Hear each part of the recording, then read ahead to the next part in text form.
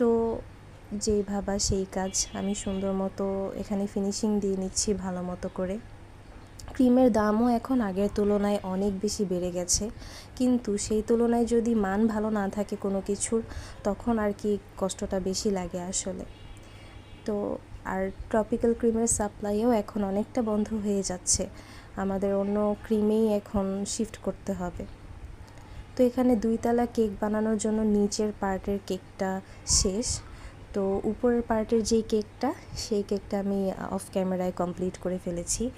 আসলে অনেক সময় নষ্ট হয়ে যাবে, কারণ আমি যখন ভিডিও করি তখন আমার ভিডিওটা খুবই লেন্দি হয়, অ্যাজ অলওয়েজ খুবই বড় হয়ে যায়, এই জন্য উপরেরটা আমি অফ ক্যামেরায় করে নিয়েছি।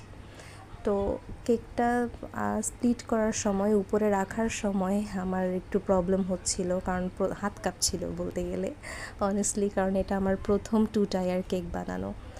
তো এখানে সুন্দর মতো আমি ফিনিশিং দিয়ে দিচ্ছি। 2 টায়ারের উপরের কেকটা আমি জানি একটু বড় হয়ে গেছে, তবে এটা কোনো ব্যাপার না, আমি চেয়েছিলাম একটু বড়ই হোক, কারণ 3 পাউন্ডের কেক সবাই যেহেতু খাবে, সবাই আমার কেক পছন্দ করে খেতে, এই জন্য একটু বড় করে বানানো আর কি। তো আমি আশানুরূপ আমার কেকটাকে সুন্দরভাবে ফুটিয়ে তুলতে পারিনি, যদিও আমাকে সবাই অনেক প্রশংসা করেছে এই কেকের, সবাই অনেক প্লিজড আমার এই কেকে, কিন্তু আমার কাছে আশানুরূপ কেকটা অতটা ভালো লাগেনি।